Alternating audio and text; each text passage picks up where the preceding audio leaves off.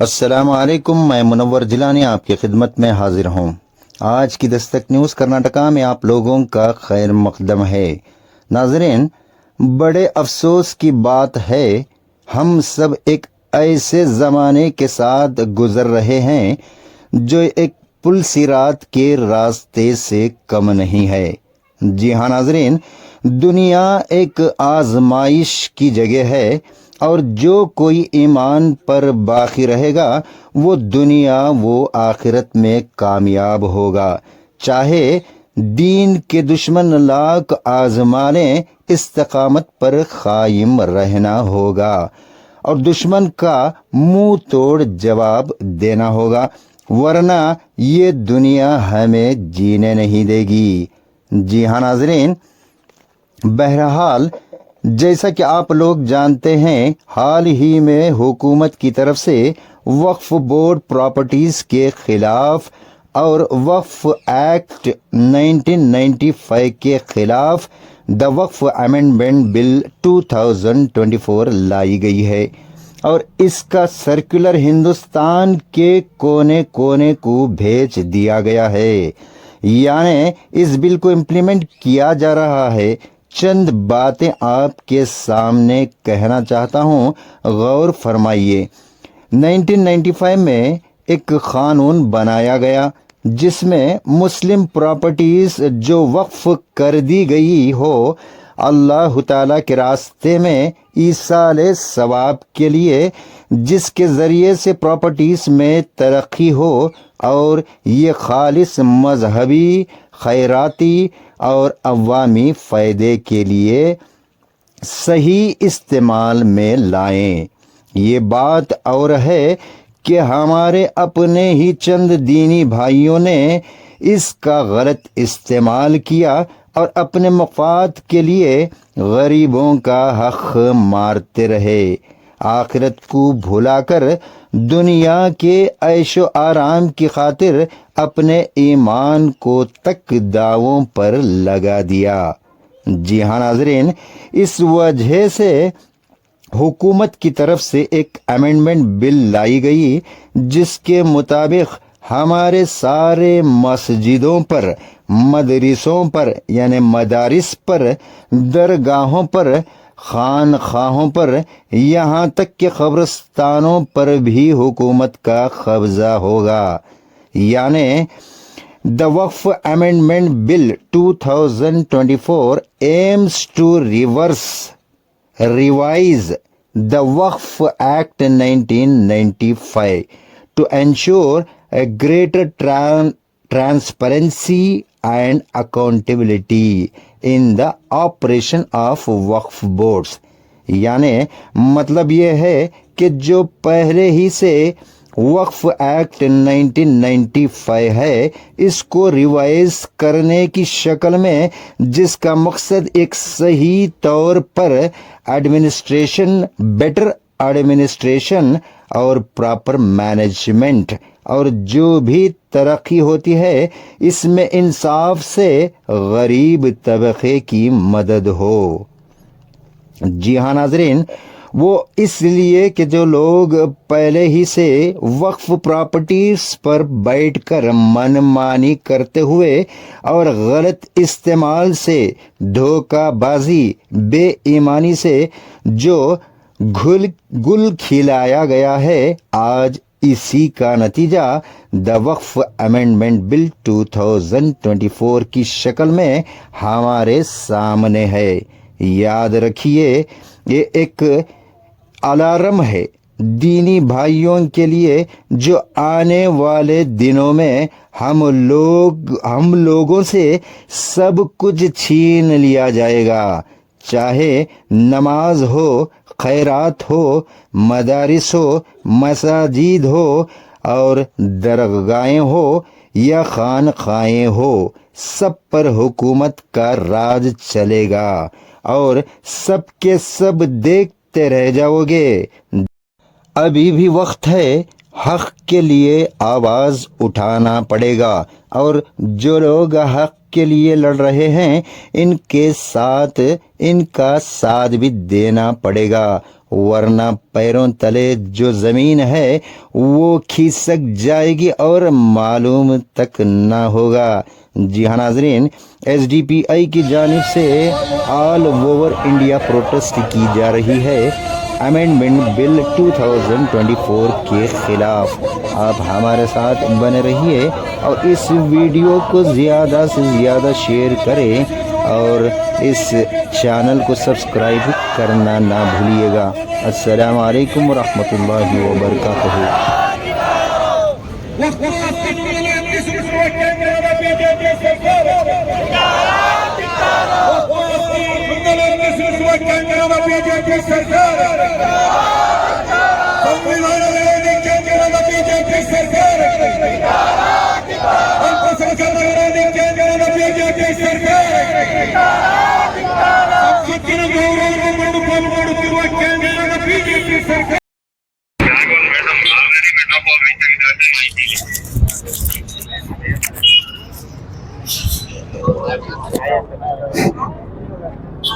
ಏನಿದು ಬಿಜೆಪಿ ಸರ್ಕಾರ ವಕ್ಫ್ ತಿದ್ದುಪಡಿ ಮಸೂದೆಯನ್ನು ಜಾರಿಗೆ ತರಲು ಪ್ರಯತ್ನ ಪಡ್ತಾ ಇದೆ.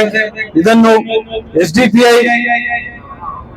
ವಿರೋಧಿಸುತ್ತಿದೆ. ಮತ್ತೆ ಇವತ್ತು ರಾಷ್ಟ್ರಾದ್ಯಂತದ ಪ್ರತಿಭಟನೆಯನ್ನು ಹಮ್ಮಿಕೊಂಡಿದೆ.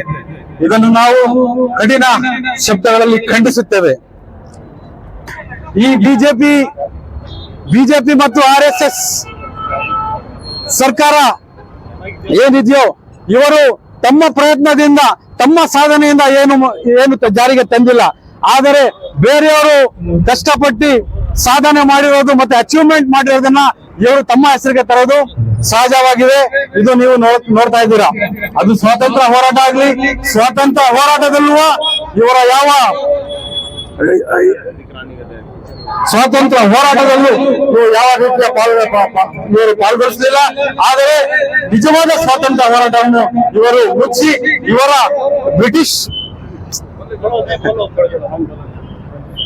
ಬ್ರಿಟಿಷ್ ಕಾಲಕ್ಕಿದ್ದ ಸಾವರ್ಕರ್ ಅವರನ್ನು ಇವರು ಪ್ರಶಂಸೆ ಮಾಡ್ತಾ ಇದ್ದಾರೆ.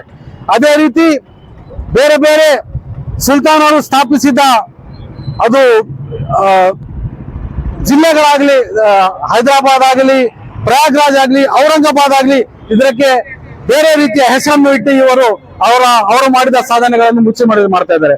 ಅದೇ ರೀತಿ ವಕ್ಫ್ ನಮ್ಮ ಸ್ವಂತ ಆಸ್ತಿ, ನಮ್ಮ ಪೂರ್ವಜರು ತಮ್ಮ ಸ್ವಂತ ದುಡ್ಡಿಂದ ದುಡಿದು ಆಸ್ತಿಗಳನ್ನು ಕೊಂಡ್ಕೊಂಡು ಮುಸ್ಲಿಂ ಸಮುದಾಯ ಬಡ ಕುಟುಂಬಗಳಿಗೆ ಅವರಿಗೆ ಸಾಮಾಜಿಕ ಶೈಕ್ಷಣಿಕ ಅಭಿವೃದ್ಧಿ ಆಗ್ಲಿ ಅಂತ ದಾನ ಮಾಡಿದ ದೇವರ ಸಲ್ಲಿ ದಾನ ಮಾಡಿ ಅದರಲ್ಲಿ ಬರುವ ಆದಾಯವನ್ನು ಬಡವರ ಅಭಿವೃದ್ಧಿಗೋಸ್ಕರ ಉಪಯೋಗಿಸಲಿ ಅಂತ ದಾನ ಮಾಡಿರುವ ವಕ್ಫ್ ಆಸ್ತಿ. ಇದು ಯಾರ ಅಪ್ಪಂದು ಸತ್ತಲ್ಲ, ಇದು ಸರ್ಕಾರ ಕೊಟ್ಟಿದ್ದು ಸತ್ತಲ್ಲ, ಇದು ನಮ್ಮ ಆಸ್ತಿ, ನಮ್ಮ ಹಕ್ಕು, ವಕ್ಫ್ ನಮ್ಮ ಹಕ್ಕು. ಆದರೆ ಹಿಂದೆ ಮಾಡುತ್ತಿರುವ ಹಾಗೆ RSS ಬಿಜೆಪಿಯವರು ಅಮಾಯಕ ನಾಗರಿಕರಿಗೆ, ರೈತರಿಗೆ ದಿಕ್ಕು ತಪ್ಪಿಸಿ ವಕ್ಫ್ ಬಗ್ಗೆ ಬೇರೆ ತರದೇ ಅದನ್ನು ಅವರ ಮುಂದೆ ತಂದು ವಕ್ಫ್ ಅವರು ಅವರ ಆಸ್ತಿಯನ್ನು ಕಬಳಿಸಿದ್ದಾರೆ ಅಂತ ಅವರಿಗೆ ಬೇರೆ ರೀತಿಯಲ್ಲಿ ಅವರ ಮುಂದೆ ತಂದು ಅವರಿಂದ ಪ್ರತಿಭಟನೆ ಮಾಡಿಸಿ ಅವರ ತಲೆಯನ್ನು ಕೆಡಿಸಿ ಏನ್ ಮಾಡ್ತಾ ಇದೆ, ಇವತ್ತು ಈ ದೇಶದಲ್ಲಿ, ರಾಜ್ಯಗಳಲ್ಲಿ, ಜಿಲ್ಲೆಗಳಲ್ಲಿ ಇರುವ ಶಾಂತಿಯನ್ನು ಕೆಡಿಸುತ್ತಿದ್ದಾರೆ. ಎಲ್ಲರಿಗೂ ತಿಳುವಳಿಕೆ ಆಗ್ಲಿ. ಇಲ್ಲಿ ನಮ್ಮ ಡಿಪಾರ್ಟ್ಮೆಂಟ್ ಅವರು ಇದ್ದಾರೆ, ಮಾಧ್ಯಮದವರು ಇದ್ದಾರೆ, ಮತ್ತೆ ನಾಗರಿಕರುಗಳು ಈ ನಮ್ಮ ಭಾಷಣವನ್ನು ಕೇಳ್ತಾ ಇದ್ದಾರೆ. ವಕ್ಫ್ ಆಸ್ತಿ ಏನಿದೆಯೋ ಅದು ಮುಸಲ್ಮಾನರ ಸ್ವಂತ ಆಸ್ತಿ. ನಾವು ಯಾವುದೇ ರೀತಿಯಲ್ಲಿ ಬೇರೆಯವರ ಆಸ್ತಿಯನ್ನು ಕಬಳಿಸ್ತಿಲ್ಲ. ರೈತರ ಆಸ್ತಿ ಆಗ್ಲಿ ಮತ್ತೆ ಇನ್ನಿತರರ ಆಸ್ತಿಯನ್ನು ವಕ್ಫಿಂದ ಕಬಳಿಸ್ತಿಲ್ಲ. ಇದು ನಮ್ಮ ಹಕ್ಕೇನಿದೆಯೋ ನಾವು ಕಾನೂನಾತ್ಮಕವಾಗಿ ಯಾರು ಆ ಆಸ್ತಿಗಳನ್ನು ಎನ್ಕ್ರೋಚ್ ಮಾಡಿದ್ದಾರೆ, ಕಬಳಿಸಿಕೊಂಡಿದ್ದಾರೆ, ಅದನ್ನು ಉಪಯೋಗಿಸ್ಕೊಳ್ತಿದ್ದಾರೆ, ಅದು ನಮ್ಮ ಹಕ್ಕನ್ನ ನಾವು ಅದನ್ನು ವಾಪಸ್ ಪಡೆಯಕ್ಕೆ ನಾವು ಪ್ರಯತ್ನ ಪಡ್ತಾ ಇದೀವಿ ಅಷ್ಟೇ. ಆದ್ರೆ ನಾವು ಬೇರೆಯವರ ಆಸ್ತಿಯನ್ನು ಕಬಳಿಸ್ತಾ ಇಲ್ಲ. ಇದು ಎಲ್ಲ ಗಮನದಲ್ಲಿದೆ. ಆದರೆ RSS ಬಿಜೆಪಿಯವರು ಜನರಿಗೆ ದಿಕ್ಕು ತಪ್ಪಿಸಿ ಇದರ ವಿರುದ್ಧ ಹೋರಾಟ ಮಾಡ್ತಾ ಇದ್ದಾರೆ. ನಮ್ಮ ಭೂಮಿ ನಮ್ಮ ಹಕ್ಕು ಅಂತ ಇವರು ಯಾವ ನೈತಿಕತೆಯಿಂದ ಕೇಳ್ತಾ ಇದ್ದಾರೆ? ವಕ್ಫ್ ಭೂಮಿ ಇವ್ರದ ಅಥವಾ ಸರ್ಕಾರ ಕೊಟ್ಟಿದ್ದ ಅಥವಾ ಇವರ ಪೂರ್ವಜರು ಕೊಟ್ಟಿದ್ದ? ಹೇಳಿ ಯಾರು ಕೊಟ್ಟಿದ್ದು? ಯಾರ್ದು ವಕ್ಫ್ ಆಸ್ತಿ? ವಕ್ಫ್ ಆಸ್ತಿ ಯಾರ್ದು?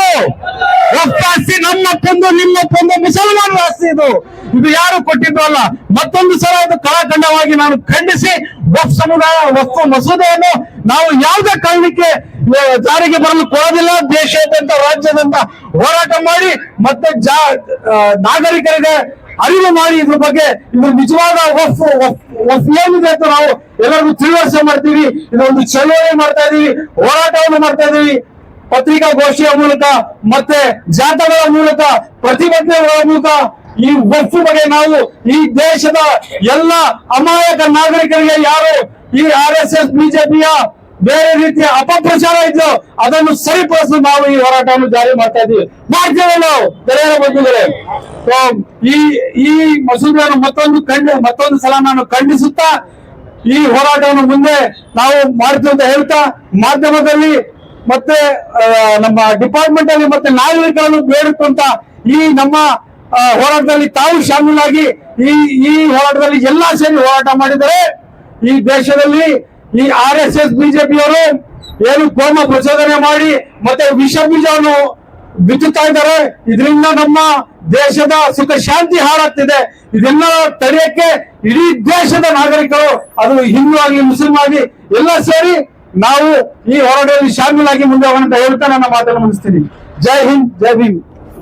कर्नाटका स्टेट प्रेसिडेंट जनाब अब्दुल मजीद साहब को दावत देता हूं कि अपने तासुरात पेश करें. ಇವತ್ತು ಹಮ್ಮಿಕೊಂಡಂತಹ ವಕ್ಫ್ ತಿದ್ದುಪಡಿ ಮಸೂದೆ ಜಾಯಿಂಟ್ ಪಾರ್ಲಿಮೆಂಟರಿ ಕಮಿಟಿಯ ಒಂದು ವರದಿಯನ್ನ ಲೋಕಸಭೆ ಮತ್ತು ರಾಜ್ಯಸಭೆಯಲ್ಲಿ ನಿನ್ನೆ ಮಂಡಿಸಲಾಗಿದೆ. ಅದನ್ನ ಭಾರತೀಯ ಜನತೆ ತಿರಸ್ಕರಿಸಬೇಕು. ಯಾವುದೇ ಕಾರಣಕ್ಕೂ ಪಾರ್ಲಿಮೆಂಟ್ ಅಲ್ಲಿ ಆ ಬಿಲ್ ಅನ್ನ ಪಾಸ್ ಮಾಡಬಾರದು ಅನ್ನುವಂತಹ ಒಂದು ಕರೆಯೊಂದಿಗೆ ದೇಶದಾದ್ಯಂತ social democratic party of India ಈ ಬಿಲ್ ಅನ್ನ ವಿರೋಧಿಸುವ ಮತ್ತು ತಿರಸ್ಕರಿಸುವ ಕರೆಯನ್ನ ಕೊಡ್ತಾ ಇದೆ. ಇದನ್ನ ಯಾಕೆ SDPI ಈ ಬಿಲ್ ಅನ್ನ ತಿರಸ್ಕರಿಸ್ತದೆ ಅಂತ ಹೇಳಿದ್ರೆ, ವಕ್ಫ್ ಅನ್ನುವಂಥದ್ದು ಮುಸ್ಲಿಂ ಸಮುದಾಯದ ದಾನಿಗಳು ನೀಡಿದಂತ ಒಂದು ಜಮೀನು ಅಥವಾ ಆಸ್ತಿ. ಇದು ಸರ್ಕಾರದ ಆಸ್ತಿ ಅಲ್ಲ. ಇದನ್ನ ಸಮರ್ಪಕವಾಗಿ ನಿರ್ವಹಣೆ ಮಾಡಿ ಈ ಸಮುದಾಯದ ಸಾಮಾಜಿಕ, ಆರ್ಥಿಕ, ಶೈಕ್ಷಣಿಕ, ಧಾರ್ಮಿಕ ಉದ್ದೇಶಗಳಿಗೆ ಬಳಸಲಿಕ್ಕೋಸ್ಕರ ವಫ್ ಏನು ಆಕ್ಟ್ ಅನ್ನ ತರಲಾಯಿತು ಮತ್ತು ವಕ್ಫ್ ಬೋರ್ಡ್ಗಳ ಮೂಲಕ ಈ ಕಾನೂನನ್ನ ಸರಿಯಾಗಿ ಜಾರಿಗೊಳಿಸುವಂತ ಆಕ್ಟ್ ಅನ್ನ ತಿದ್ದುಪಡಿ ಮಾಡಿ ಅಮೆಂಡ್ಮೆಂಟ್ ಮಾಡಿ ಅಂತೇಳಿ ಮುಸ್ಲಿಂ ಸಮುದಾಯದ ಯಾವುದೇ ಮೆಂಬರ್ ಆಫ್ ಪಾರ್ಲಿಮೆಂಟ್ ಕೇಳಲಿಲ್ಲ, ಯಾವುದೇ ಮೆಂಬರ್ ಆಫ್ ಲೆಜಿಸ್ಲೇಟಿವ್ ಅಸೆಂಬ್ಲಿ MLAಗಳು ಕೇಳಲಿಲ್ಲ, ಮುಸ್ಲಿಂ ಸಮುದಾಯದ ಸಂಘಟನೆಗಳು, ಮುಸ್ಲಿಂ ಪರ್ಸನಲ್ ಲಾ ಬೋರ್ಡ್ ಇರ್ಬೋದು, ಯಾರು ಕೇಳಲಿಲ್ಲ. ವಕ್ಫ್ ಬೋರ್ಡ್ ಎಲ್ಲಾ ರಾಜ್ಯಗಳಲ್ಲೂ ವಕ್ಫ್ ಬೋರ್ಡ್ ಇದೆ, ಕೇಂದ್ರದಲ್ಲಿ ವಕ್ಫ್ ಬೋರ್ಡ್ ಇದೆ, ಸುನ್ನಿ ವಕ್ಫ್ ಬೋರ್ಡ್ ಇದೆ, ಅದೇ ರೀತಿ ಶಿಯಾ ವಕ್ಫ್ ಬೋರ್ಡ್ ಇದೆ. ಯಾವ ವಕ್ಫ್ ಬೋರ್ಡ್ನವರು ಕೂಡ ಕೇಳಿಲ್ಲ. ಈ ದೇಶದಲ್ಲಿರುವ 20 ಕೋಟಿ ಮುಸಲ್ಮಾನರಲ್ಲಿ ಯಾರು ಕೂಡ ವಕ್ಫ್ಗೆ ಒಂದು ಅಮೆಂಡ್ಮೆಂಟ್ ಬಿಲ್ ತನ್ನಿ ಅಂತ ಕೇಳಿಲ್ಲ. 20 करोड़ आबादी रहने वाले मुस्लिम आबादी रहने वाले इस देश में ना कोई मुसलमान पूछे, ना कोई मेंबर ऑफ पार्लियामेंट पूछे, ना MLAs पूछे, ना मुस्लिम तंजीमें पूछे, ना मुस्लिम पर्सनल लॉ बोर्ड पूछा. जितना भी स्टेट में वक्फ बोर्ड है, कोई वक्फ बोर्ड या सेंट्रल कोई भी वक्फ बोर्ड इसको डिमांड नहीं किया कि वक्फ अमेंडमेंट लाके आओ. ಅಂದ್ರೆ ಯಾವುದೇ ಬೇಡಿಕೆ ಇಲ್ಲದೆ ಏಕಪಕ್ಷೀಯವಾಗಿ ಈ ವಕ್ಫ್ನ ಅಮೆಂಡ್ಮೆಂಟ್ ಬಿಲ್ ಅನ್ನು ತರಲಿಕ್ಕೆ ಹೊರಟಿದೆ, ಒಂದು ಮಸೂದೆಯನ್ನ ಮಾಡ್ಲಿಕ್ಕೆ ಹೊರಟಿದೆ, ಕಾನೂನನ್ನ ಮಾಡ್ಲಿಕ್ಕೆ ಹೊರಟಿದೆ, ಆಕ್ಟ್ ಅನ್ನು. ನಾವು ಯಾಕೆ ಇದನ್ನ ವಿರೋಧಿಸ್ತೀವಿ ಅಂತ ಹೇಳಿದ್ರೆ, ಒಂದನೇದು ಇದು ಏಕಪಕ್ಷೀಯವಾಗಿದೆ. ಮುಸ್ಲಿಂ ಸಮುದಾಯದ MLAಗಳ, MPಗಳ, JPC ಮೆಂಬರ್ಗಳ, ಮುಸ್ಲಿಂ ಸಂಘಟನೆಗಳ, ವಕ್ಫ್ ಬೋರ್ಡ್ಗಳ ಯಾವುದೇ ಬೇಡಿಕೆಯನ್ನ ಅಥವಾ ಯಾವುದೇ ಮನವಿಯನ್ನ ಇವರು ಪುರಸ್ಕಾರ ಮಾಡಿಲ್ಲ, ಸಂಪೂರ್ಣವಾಗಿ ತಿರಸ್ಕರಿಸಿದ್ದಾರೆ. ಇವತ್ತು ಜಾಯಿಂಟ್ ಪಾರ್ಲಿಮೆಂಟರಿ ಕಮಿಟಿ ಮಾಡಿದ ನಂತರ ಆ ಜಾಯಿಂಟ್ ಪಾರ್ಲಿಮೆಂಟರಿ ಕಮಿಟಿಯಲ್ಲಿ ಆಡಳಿತ ಪಕ್ಷದ ಮತ್ತು ವಿರೋಧ ಪಕ್ಷದ ಮೆಂಬರ್ ಆಫ್ ಪಾರ್ಲಿಮೆಂಟ್ಸ್ ಇದ್ರು. ಇವರು ಯಾವುದೆಲ್ಲ ರೆಕಮೆಂಡೇಶನ್, ಯಾವುದೆಲ್ಲ ವ್ಯೂಸ್ ಕೊಟ್ಟರು ಅದನ್ನೆಲ್ಲ ತಿರಸ್ಕಾರ ಮಾಡಿ ಯಾವ ಬಿಲ್ ಅವತ್ತು ಪ್ರೆಸೆಂಟ್ ಆಗಿತ್ತೋ ಅದನ್ನೇ ಮತ್ತೆ JPCಯಲ್ಲಿ ಅದನ್ನ ಬಿಲ್ ಪ್ರೆಸೆಂಟ್ ಮಾಡ್ತಾ ಇದ್ದಾರೆ. ಒಂದೆರಡು ಮೂರು ವಿಚಾರಗಳನ್ನ ಮಾತ್ರ ನಾನು ಹೇಳ್ತೇನೆ.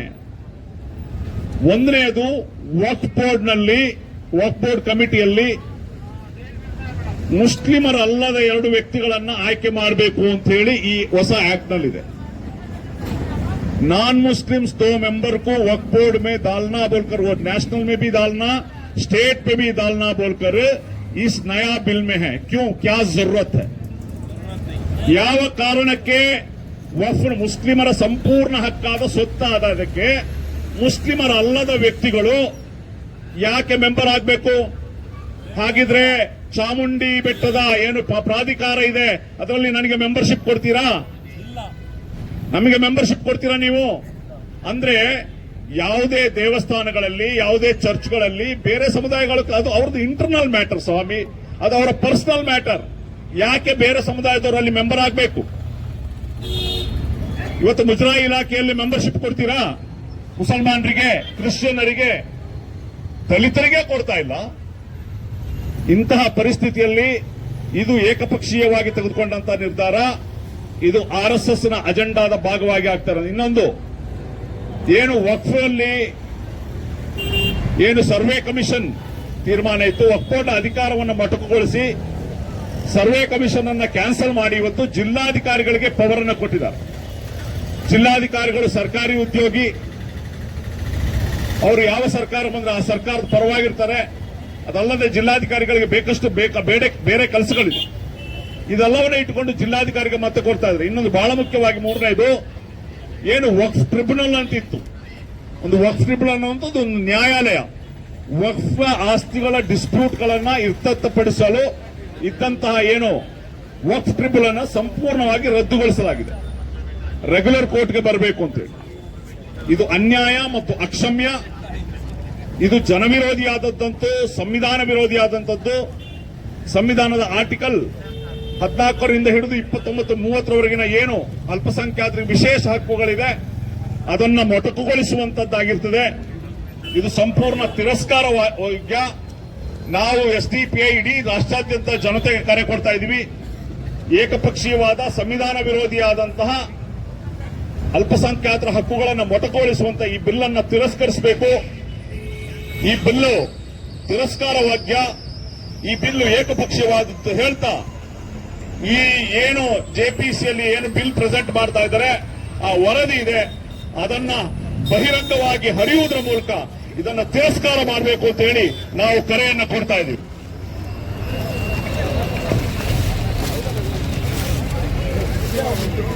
ತಿರಸ್ಕರಿಸಿ, ತಿರಸ್ಕರಿಸಿ, ತಿರಸ್ಕರಿಸಿ, ತಿರಸ್ಕರಿಸಿ, ತಿರಸ್ಕರಿಸಿ, ತಿರಸ್ಕರಿಸಿ, ತಿರಸ್ಕರಿಸಿ,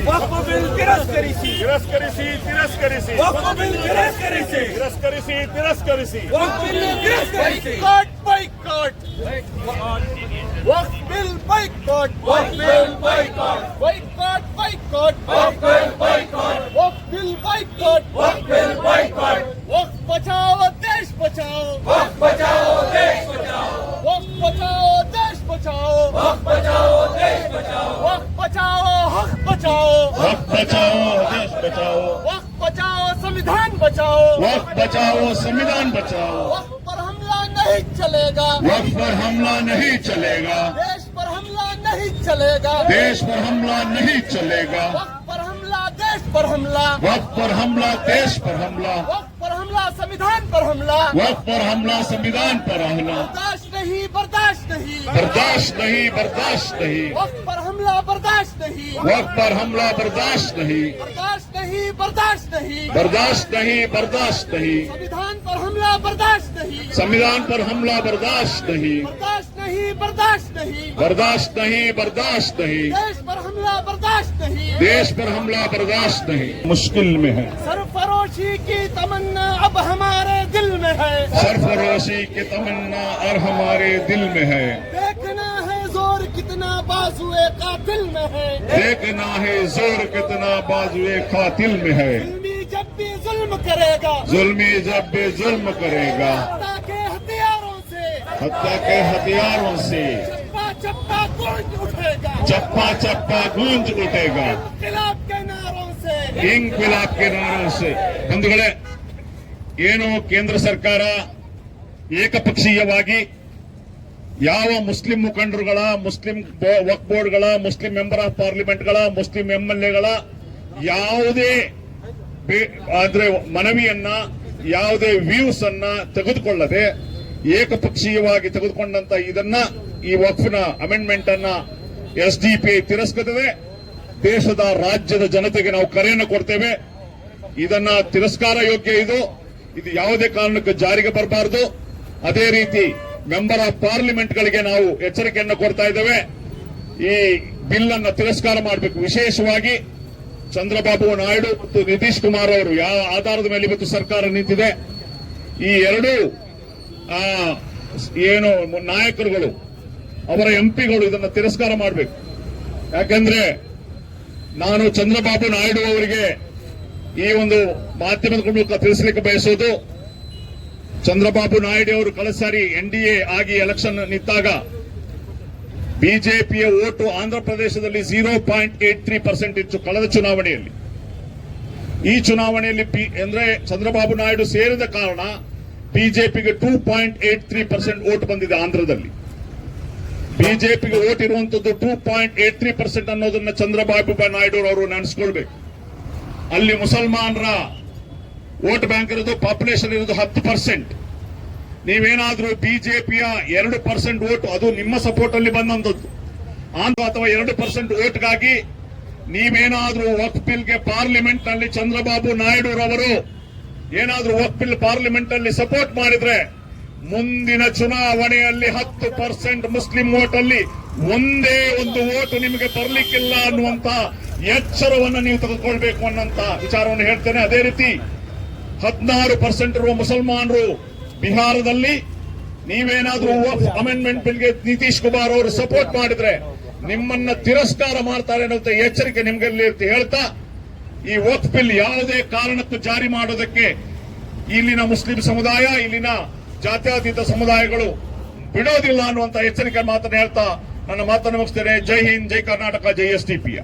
ಒಪ್ಪಲ್ಲ ಒಪ್ಪಲ್ಲ ಒಪ್ಪಲ್ಲ ಒಪ್ಪಲ್ಲ ಮಸೂದೆ ಒಪ್ಪಲ್ಲ ಒಪ್ಪಲ್ಲ ಒಪ್ಪಲ್ಲ ಒಪ್ಪಲ್ಲ ಒಪ್ಪಲ್ಲ ಮಸೂದೆ ಒಪ್ಪಲ್ಲ ವಕ್ಫ್ ಮಸೂದೆ ಒಪ್ಪಲ್ಲ. ತಿರಸ್ಕರಿಸಿ ತಿರಸ್ಕರಿಸಿ ತಿರಸ್ಕರಿಸಿ ತಿರಸ್ಕರಿಸಿ ಮಸೂದೆ ತಿರಸ್ಕರಿಸಿ ವಕ್ಫ್ ಮಸೂದೆ ತಿರಸ್ಕರಿಸಿ. ಸಂವಿಧಾನ ವಿರೋಧಿ ವಕ್ಫ್ ಮಸೂದೆಗೆ ಹೇಳಿ ಧಿಕ್ಕಾರ, ಧಿಕ್ಕಾರ ಧಿಕ್ಕಾರ, ಸಂವಿಧಾನ ವಿರೋಧಿ ಕೇಂದ್ರ ಸರ್ಕಾರಕ್ಕೆ ಧಿಕ್ಕಾರ, ಧಿಕ್ಕಾರ ಧಿಕ್ಕಾರ, ವಿರೋಧಿ ಬಿಜೆಪಿ ಸರ್ಕಾರಕ್ಕೆ ಧಿಕ್ಕಾರ, ಧಿಕ್ಕಾರ ಧಿಕ್ಕಾರ. ಒಪ್ಪಲ್ಲ ನಾವು ಒಪ್ಪಲ್ಲ ಒಪ್ಪಲ್ಲ ನಾವು ಒಪ್ಪಲ್ಲ, ವಕ್ಫ್ ಮಸೂದೆ ಒಪ್ಪಲ್ಲ ವಕ್ಫ್ ಮಸೂದೆ ಒಪ್ಪಲ್ಲ, ಒಪ್ಪಲ್ಲ ನಾವು ಒಪ್ಪಲ್ಲ ಒಪ್ಪಲ್ಲ ನಾವು ಒಪ್ಪಲ್ಲ, ಒಪ್ಪಲ್ಲ ನಾವು ಒಪ್ಪಲ್ಲ ಒಪ್ಪಲ್ಲ ನಾವು ಒಪ್ಪಲ್ಲ, ವಕ್ಫ್ ಮಸೂದೆ ಒಪ್ಪಲ್ಲ ವಕ್ಫ್ ಮಸೂದೆ ಒಪ್ಪಲ್ಲ.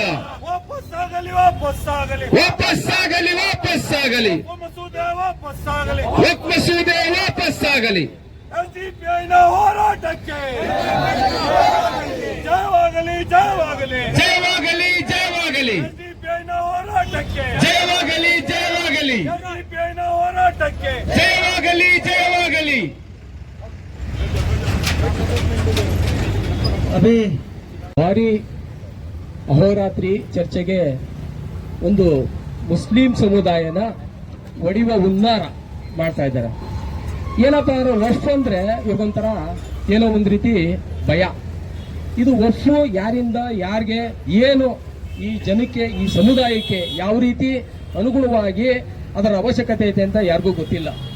ಈಗ ಬರೀ ವಕ್ಫ್ ಬಗ್ಗೆನೇ ಮಾತಾಡ್ತಾರೆ. ನಾವು ಕೇಳೋದೊಂದು, ಮಾನ್ಯ ಕೆಲವು ಮಠಾಧೀಶರುಗಳ ಹತ್ರ ಇದೇ ರೀತಿ ಸಾವಿರಾರು ಎಕರೆ ಜಮೀನುಗಳು ದಾನ ಕೊಟ್ಟಿರೋರು, ಸರ್ಕಾರ ಕೊಟ್ಟಿರೋದೈತೆ.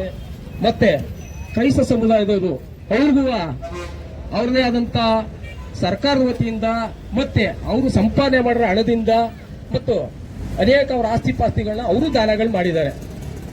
ಮತ್ತೆ ನೀವು ಮಾತಾಡ್ತಾರೆ ಬರೀ ಮುಸಲ್ಮಾನರು ವಕ್ಫಾಸ್ತಿ ಬಗ್ಗೆ ಮಾತಾಡ್ತಿರಲ್ಲ, ಈ ಮಠ ಮಾನ್ಯ ದೇಶಗಳ ಬಗ್ಗೆನೂ ಮಾತಾಡಿ. ಅವ್ರದ್ದು ವಾಪಸ್ ಕೊಟ್ರೆ ನಮ್ದೇನು ಅಭ್ಯಂತರ ಇಲ್ಲ. ಅವರು ಕೊಟ್ಟರೆ ಬಂದು ಕೇಳಿದ್ರೆ ಅವ್ರು ವಾಪಸ್ ನಾವು ಕೊಡ್ತೀವಿ. ಯಾಕೆ ಅಂದ್ರೆ ಇದು ಆರ್ಥಿಕತೆ, ಸಬಲೀಕರಣ, ಆರೋಗ್ಯ, ಶಿಕ್ಷಣ, ಇದ್ರ ಬಗ್ಗೆಯಲ್ಲಿ ಆಸ್ತಿಯಿಂದ ಬಂದಂತ ಸಂಪಾದನೆಯಲ್ಲಿ ಆ ಸಮುದಾಯದ ಏಳಿಗೆಗೋಸ್ಕರ ಮಡಗಿರೋದು. ಅದೇ ರೀತಿ ತಾವು ಮಠಾಧೀಶರುಗಳು ಒಳ್ಳೊಳ್ಳೆ ಕಾಲೇಜ್ಗಳನ್ನ ಕಟ್ಟಿದ್ದೀರಾ, ಒಳ್ಳೊಳ್ಳೆ ಆಸ್ಪತ್ರೆ, ಮಲ್ಟಿ ಸ್ಪೆಷಾಲಿಟಿ ಆಸ್ಪತ್ರೆಗಳು ಕಟ್ಟಿದ್ದೀರಾ. ನೀವು ಯಾವ್ಯಾವ ಜನಗಳಿಗೆ ನಿಯೋಗಕ್ಕೆ ಆಸ್ತಿನ ಮಾಡ್ತಾ ಇದ್ದೀರಾ ಅಂತ ತಾವು ನಮಗೆ ಸಮುದಾಯಕ್ಕೆ ಒಂದು ಒತ್ತಾಸೆ ನೀಡಿ ಗೊತ್ತಾಗುತ್ತೆ.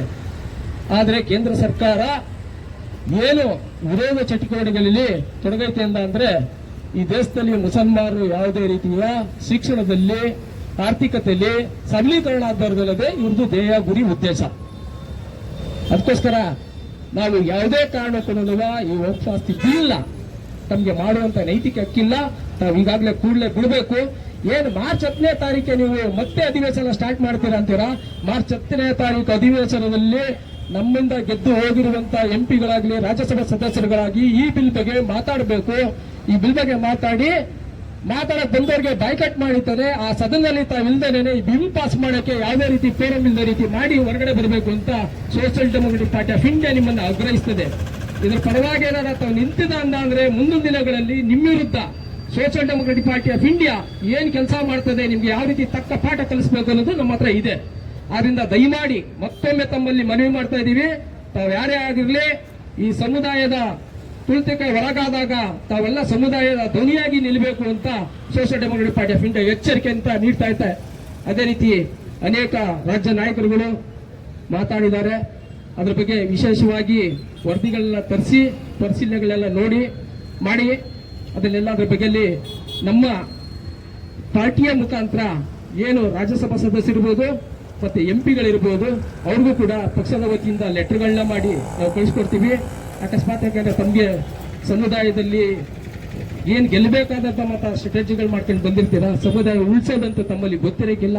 ಇಲ್ಲಿ ಸಮುದಾಯ ಉಳಿಸೋಂತ ಎಲ್ಲಾ ನನ್ನ ನಾಗರಿಕ ಬಂಧುಗಳಿದ್ದಾರೆ. ಅವರಿಂದಾರು ನೀವು ತಿಳ್ಕೊಂಡು ಪಾರ್ಲಿಮೆಂಟ್ ಅಲ್ಲಿ ಮಾತಾಡುವಂತ ನಿಮ್ಮ ಹಕ್ಕುಗಳನ್ನ ಮಂಡನೆ ಮಾಡಿ ಅಂತ ಈ ಮೂಲಕ ತಮ್ಮಲ್ಲಿ ಮನವಿ ಮಾಡ್ತಾ ಇದ್ದೀನಿ.